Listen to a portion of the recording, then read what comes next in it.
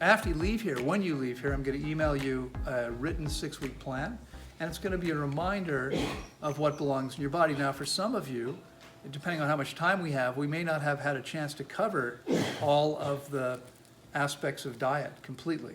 I mean, if we take all the rest of the day today and tomorrow, we'll get through a bunch of it, but we could easily do 8 or 10 hours on diet. We've got like an hour and 40 minutes or something, right? So I'll cover as much as I can. If there are questions, if you don't already know it all, it may not be a reminder for you, but it's going to be an outline of what you can eat during those 6 weeks, relative quantities. During their feeding process, we're telling you what time your meals are and how much you're eating. Because again, we have a system that works. It works really, really well. And so we're not going to mess with it.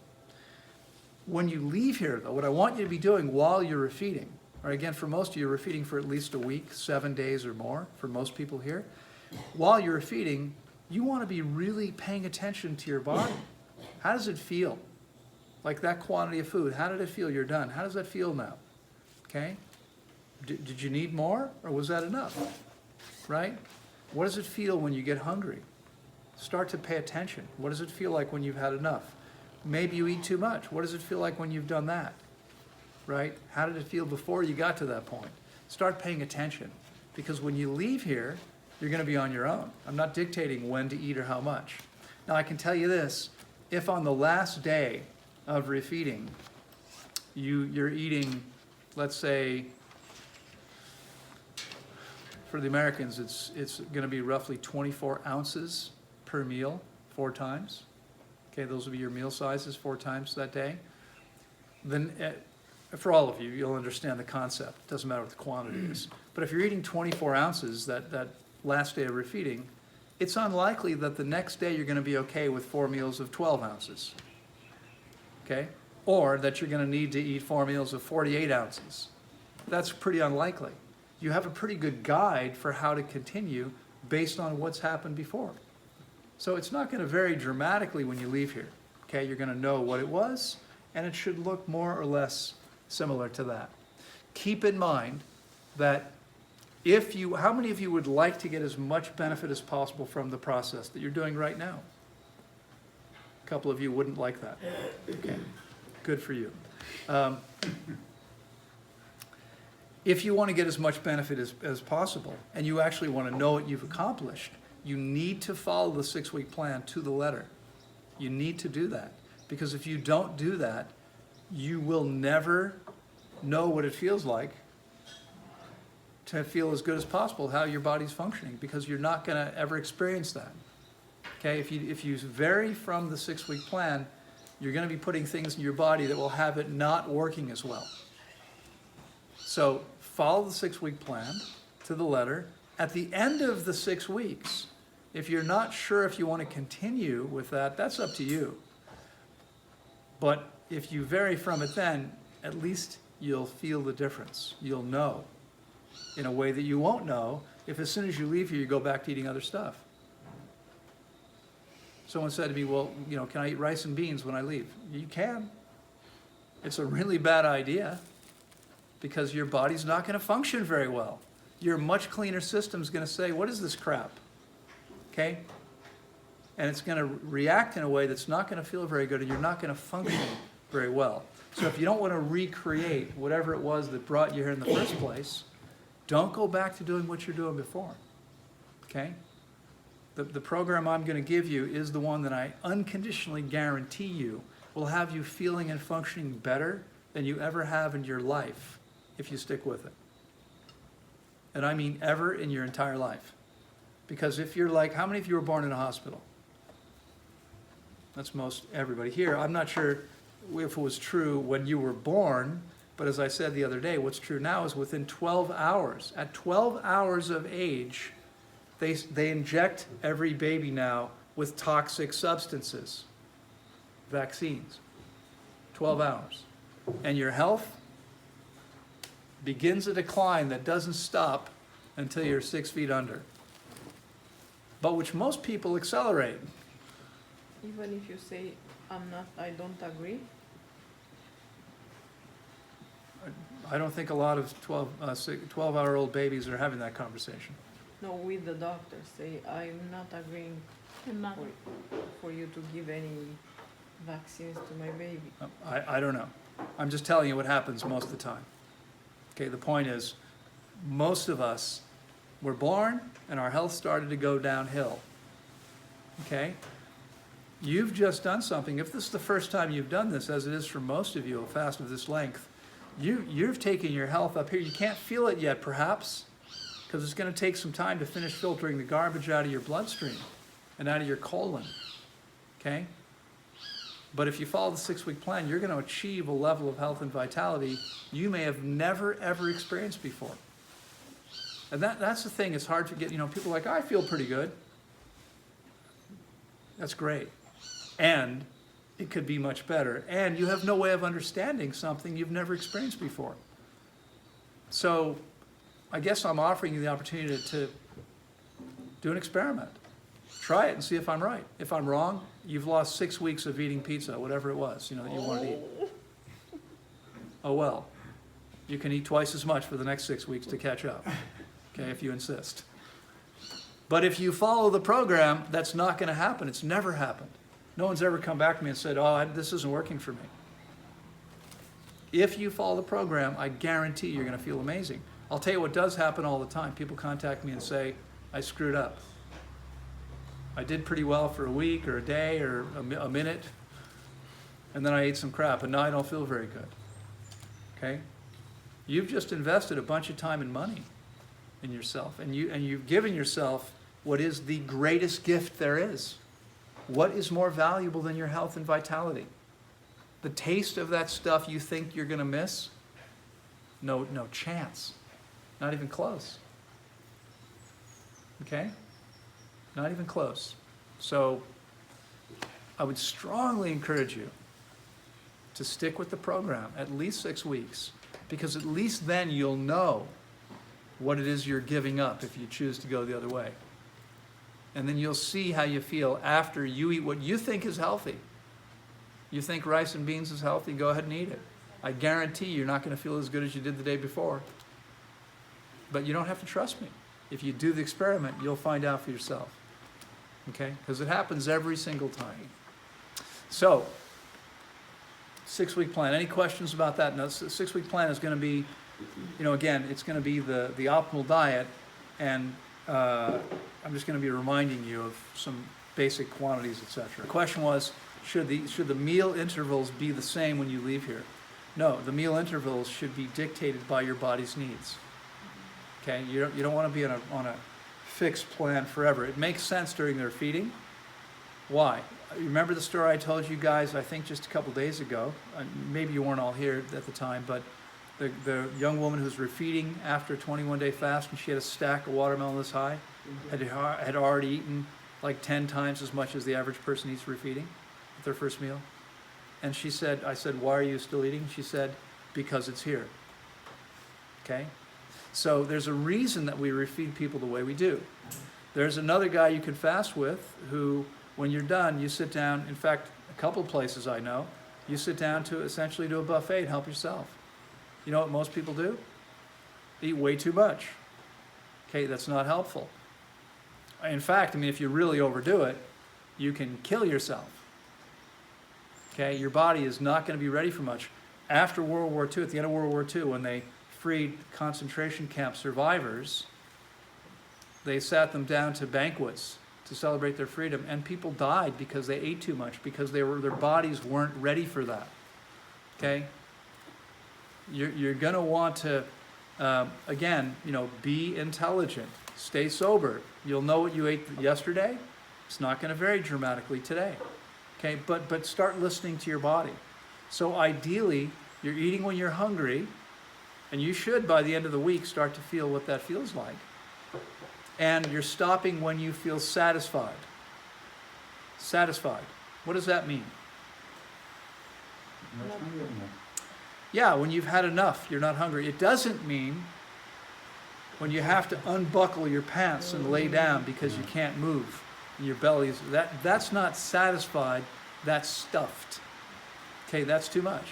There's no reason to ever eat that much. unless you want to die early. Okay, because that's what'll happen. Okay, Lola said that during her refeeding last time she was here for a week, and this time so far, I think this is the fourth day, third, fourth day, that so far she's not experienced hunger. And it may be that you don't either, but you will when you get home.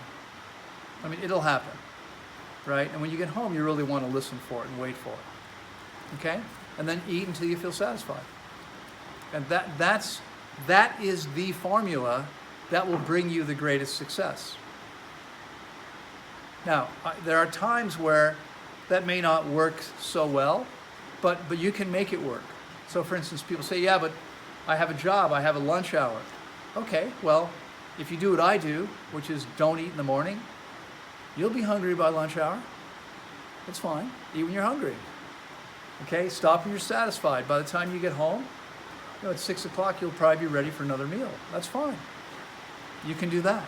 I mean, you won't all necessarily be ready for 2 meals a day yet. You might have to do 3 at first. And the reason why, I think I've shared this with you before, but I'll remind you. Last session, we had a young woman from Australia. It was her second day of refeeding. She was eating watermelon. She had a meal. I said to her right afterward, how was it? She said, it was really delicious, but it's way too much food. I need less food. And I said, that was about 35 calories. Okay? Does anyone think that could be too much food? That's nothing. That's nothing. So why did it feel like a lot of food to her? Say again? Her stomach was too small. Stomach was too small. Stomach doesn't shrink. Hydrated stuff. Yeah, it's because we're giving you things that have a lot of water in them because you all need to rehydrate yourself and the old stuff. And as the old stuff begins rehydrating, when you're eating much better than it is now with fasting, with drinking water, your system's going to feel full. It's not that it's the belly, it's the intestines. Okay? That's what's going to happen. So some of you are going to feel like it's too much food. You want to try to eat it anyway because you need to take that water and fiber in to move the stuff out of your system. Once you do, it'll be no problem. Well, the quantity won't be an issue once your system is empty. Okay? Question was, when you go home, how much water should you drink? Okay? So again, what's going to happen is, each day that you're refeeding here, we're going to see how you're doing with water. So let's say on the last day you're here, you need 4 liters of water, or 5, to keep decent numbers, to be hydrated. What do you think you're going to need the next day? Won't be very different. Assuming you're making the best choices, it might change a little bit. And if you're making really bad choices, it's going to change a lot. But it's not, you're going to have the time here to model what you need to be doing. It's not going to change dramatically. Okay? It's whatever you're needing on that 7th day of refeeding, or whatever the day is, depending on how long your fast is. It'll be roughly the same the next day. Does that make sense to everybody? Okay, so it's going to be different for each person how much you need, but it's going to be roughly the same as it was the day before. Eventually, over time, what will happen is you'll finish eliminating all the old stuff, assuming you fasted long enough to break it all down. You'll eliminate the stuff that's going to come out, which makes it much easier to actually get hydrated. Your hydration level will come way up, and you'll need to drink less water. But that's likely to take most of you 2, 3, 4 months, I'm guessing. I don't get to measure most people after they leave here when they're done, so I don't know exactly. 2 or 4 months to really To get hydrated, to get fully hydrated, at least. So to eliminate all the old stuff you have. Well, if it takes you 4 months to eliminate the old stuff, it's going to take you longer to get hydrated, because you got to eliminate the old stuff first. Then you can only get hydrated a little bit at a time. You can't do it all at once. There's a limit to how much your body can process. So You know, again, it's going to vary, and for some of you it may take longer than that. I don't know. Okay? You can always get your blood pressure checked to see if you're drinking enough water, right? Hopefully by the time you leave here, you understand roughly what your spread should be for your blood pressure. If you don't understand yet, if you've just started and you don't understand yet, that's okay. It takes most people a little while to figure it out. Catch on. All right? What it's a sign of is whether you consumed enough liquid to produce enough blood. And that's related to hydration, but it's not the same thing.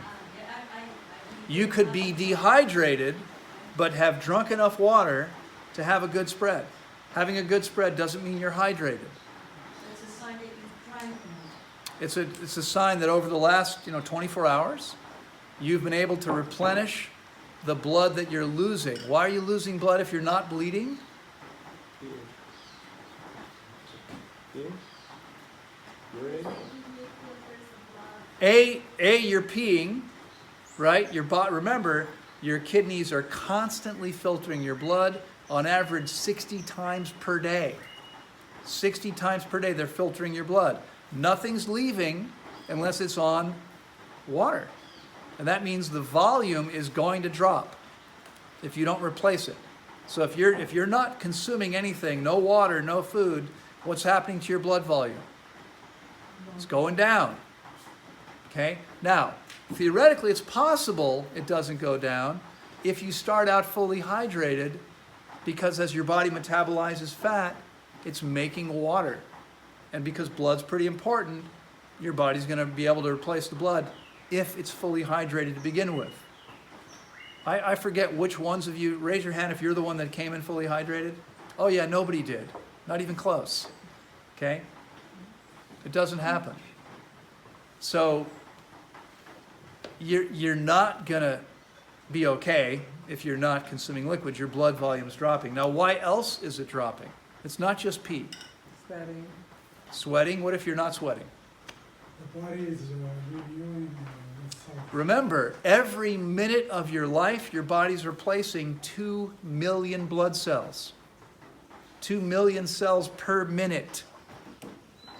In order to make new ones, it has to have enough water because blood's 92% water. What's it going to do if there's not enough water? It's not going to be able to replace those blood cells. Okay? So your blood volume's changing all the time, and it's going to drop if you're not consuming what you need to and weren't already hydrated. So having an excellent, perfect spread does not mean that you're fully hydrated. But it does, if your spread is not where it should be, that does tell us that you're not fully hydrated. Because if you were, your body would make blood. Does that make sense? Okay? Yeah. Are any nuts and seeds allowed during refeed? The question was, are there nuts and seeds allowed during refeeding? The 6 week and beyond. Sorry. Okay, because during refeeding, Yeah. not a chance in the world. You can drink coconut water, but that's as close as you're getting to a nut. And botany says coconuts are fruits. I think they're crazy. I mean, botany, I don't know if you're aware, if you study botany, botany is, as a science, constantly changing their mind about how things are classified. So today they say, this is a that, and tomorrow it might be something else, right? Currently, coconuts are classified as fruit. They're called drupes. It's a particular kind of fruit. But to me, they're clearly nuts, and they act like nuts, and you're not going to eat any. After you leave here, in the 6 week plan, it actually says, if you choose to eat nuts and seeds. Now, the truth is, I do not recommend it. Okay? I don't recommend that you eat nuts and seeds. Nuts and seeds are, in my opinion, are not optimal. Okay? They're not optimal because they're almost entirely fat and protein. Mostly fat, next is protein, very little else. It's too much of both of them. They're too concentrated. They are something you should eat very infrequently. If you eat them, they should always be soaked first. Right? By the way, I ruined it. There was a potential straight line there. Usually if I don't say that, someone will say, do you soak your nuts? And I'll say, that's kind of a personal question, don't you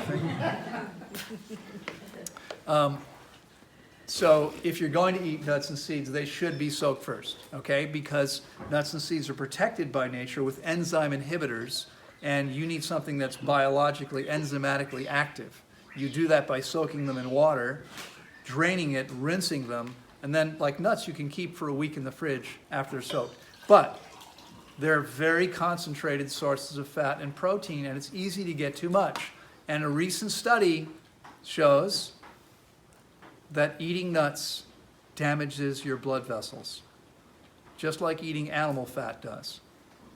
What about cashews? Cashews aren't even nuts. They're seeds. They're the seeds of a fruit. Like all other fruit seeds, they're toxic. Don't eat them. Soak nuts for about 12 hours. Soak seeds for 6 to 8. And when you say Go ahead. when you say infrequently, I'm sorry? When you say infrequently, Infrequently. you mean like every. I mean like never. Never. That's pretty infrequent. You know, during the 6 weeks, you should not eat nuts and seeds. No, I'm talking about after that. I don't know what to say. I mean, I occasionally do, but it's always a bit of a compromise. So, you know, here's the thing. I mean, I've got a great analogy. We almost have time for it. Your question may have to wait. I'll tell you a quick story. Okay? So some of you know this, some of you heard this. You weren't all here for this, but I was in Panama for over 6 years, and I lost everything in Panama. And so I came to Costa Rica 8 years ago this month with 2 suitcases and $200, and I started over. And I had a lot more hair, and it was black then, mostly. It's been a pretty stressful 8 years because I literally started over and I've worked nonstop to create what we have here. When I first got here, I rented a place for 1 session. I just rented the space at a retreat center. And then I wound up moving to another place. But I was in a place where we were an hour from town, and there was 1 bus per week that left at 5 o'clock in the morning, and there was 1 bus that came back that day at 5 o'clock in the evening. Now, I've got people fasting. You think I can be gone for 12 hours? No chance. I needed to go to town, but I couldn't do that. So I scraped together a little bit of money, and I bought a Toyota Land Cruiser, which are very cool cars, an old Toyota Land Cruiser. They're cool things. This particular one, I bought, it was super cheap, and I knew what I was getting, right? But I swear to you, the paint held all the rust together, okay? The thing was, it was a death trap. It was falling apart. I just needed to be able to get to town and back. You know, it was a pretty short trip, but I needed to be able to do that a couple times a week. So I bought this car, and when the session ended, I left the retreat center, and I'd leased this big house where I could house 9 guests, but my lease didn't start until just before we opened. I had like a week to get the place ready, you know, to get it furnished and set up, because I didn't want to be paying rent on this big place longer than I needed to when we were empty. So my lease started just before we opened, and in the meantime, I had nothing to do. So I drove down to the beach, and I thought, I've got 6 weeks. I'll just sort of explore the south coast of Costa Rica. You know, I'll stay in dumpy little places and go to the beach and body surf and do my emails in the mornings, etc. And one afternoon, I'm out tooling around in this car, and the day before, the emergency brake cable had broken, and I didn't get a chance to do anything about it. And I'm in the woods, up in the mountains, and the car dies. I've got no brake, right? It won't hold in gear, which, you know, it should do. And so at the bottom, I'm on a hill, and at the bottom of the hill there's a river. Like, it goes right down into the water.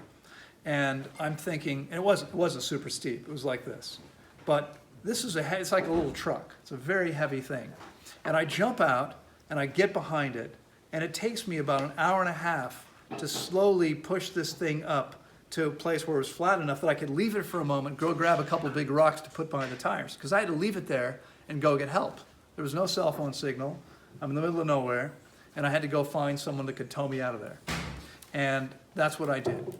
So what occurred to me was that while I was in the middle of pushing this thing up this little slope, it occurred to me it would have been a really bad time to stop and tie my shoe. Okay, are you with me? I had to keep going until I got to where I needed to go, okay? So for many of you, getting from where you are now to where you'd like to be in terms of your health and vitality, it's going to be uphill. Every time you stop and tie your shoe, every time you make a compromise, you're going to slide backwards. Okay, it's not going to help you. What you might want to do is make the best choices you can until you get to a point where you're cruising along, feeling and functioning really, really well. Because then, if every once in a while you make a little compromise, it's like a little pebble in the road, okay? It's not that big a deal. I mean, once you've got a car, let's say you're pushing your car on a flat surface, once you've got it moving, a child could keep it moving.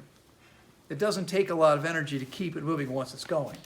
But if you have to start over again, or if you have to go uphill, now it's a lot harder, okay? So avoid as many bumps in the road as possible, okay? Don't stop to tie your shoe while you're pushing the car up the hill. Okay, make the best choice you can, stick with the program, okay? Nuts and seeds, big compromise. It's unlikely to work very well. Can you give an example for a small compromise? It's like a pizza, it's like a pizza or something. No! The Anything question was, other is a than pizza fruit a and small lettuce? compromise? No! You missed Not it. even a That's not a compromise. small compromise. That's a giant compromise. I wanna know what you call a The small nuts, maybe? compromise. Yeah, I mean, eating a few nuts and seeds might be a small, soaked might be a small compromise. Okay, eating cooked food is not a small compromise. It's a big one. It's a Not- big compromise. Not even vegetarian. Not even anything, Okay. okay? Not even anything. A few years ago, I got an email from a woman who is writing to me about coming to fast. And at the end of the message, she said, by the way, I was 100% raw vegan for 3 years. 100%. And then one day, I thought I would try some rice and steamed vegetables. She said that was 5 years ago. And I've never been able to stop eating cooked food. It's addictive. Okay? It doesn't, how many of you, I've heard, I don't know if it's true or not, maybe someone here can say, but I've heard heroin's a lot of fun. Anyone want to try it? Right. Are you going to experiment with heroin? Cooked food is just as addictive, but it's far more dangerous. Because everyone around you, if you're taking heroin, is going to say, what are you doing? Let me get you help. And if you're eating cooked food, they're going to say, good girl, much better. You were crazy before. What were you doing? This is much more sane. Everyone's going to try to encourage you to take their drug with them. Okay? And it's going to be really hard to stop if you start. Don't go there.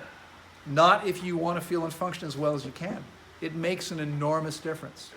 I'll share with you a story. I think I might have shared, for those of you that have been here from the beginning, once before, but I'll share it again. Just a reminder. We had a young man a couple years ago from the UK who was a professional football player. That's soccer for the Americans. And he had a compound fracture of his leg that was so bad that he was told that if he broke it again, he might not walk. Okay? And he decided maybe it was time to retire from professional sports. And so he came here to heal. And he fasted 30 days. That's a 12-day refeeding period. He was about 8 or 9 days into his refeeding period. And remember, just a couple months earlier, he was playing professional sports, was working out hours a week, training, right? Was very fit and strong when he showed up, completed his 30-day fast. He'd lost a bunch of weight. And he comes to me and he says, Loren, this is like day 8 or 9. He says, I can't believe how good I feel. I've never felt this good in my life. I'm working out 3 hours a day now, 3 hours a day. I'm feeling incredibly strong. I'm fit. I mean, I'm just as strong as I was before. He said, I'm curious, how many calories am I eating now? So I went and calculated for him based on what he had eaten the day before. And I said, well, yesterday you had, and it would have been roughly 1,200 calories. And he said to me, 2 months ago, I was easily eating 3 times, if not 4 times that much when I was training. And I feel better now than I ever have before, okay? Forget about calories. You don't have to worry about it. I'll tell you one more quick story. I had a woman who fasted with me who, about 2 weeks after her fast, she emailed me and said, I think I need to eat more calories. I think I need to increase my food intake. And I said, what's going on? Are you feeling weak? Are you tired? Are you losing weight? What's happening? And she wrote back and said, no, I feel amazing. I have tons of energy. I've never felt better. My weight's fine, stable.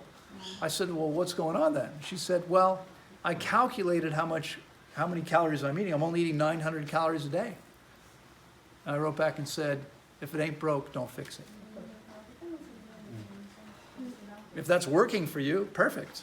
Now, I mean, she's like 5'4", 105 pounds. Lean, fit, strong. She's an alternative practitioner. She's a yogini. She didn't need any more than that. Okay? So I can go in the gym next week? You can. You can go to the gym next week. Most of you, by the time you leave here, most of you should be able to do anything you need to do. I wouldn't necessarily recommend running that marathon next week. Okay? But aside from that, your normal levels of exercise and activity, most of you will be perfectly fine to do. Okay? A week after you finish your feeding process. Now, those of you who are super lean, it's going to take a little longer to regain full strength. That's what happens. That's just the way it is. There's no way to get around that.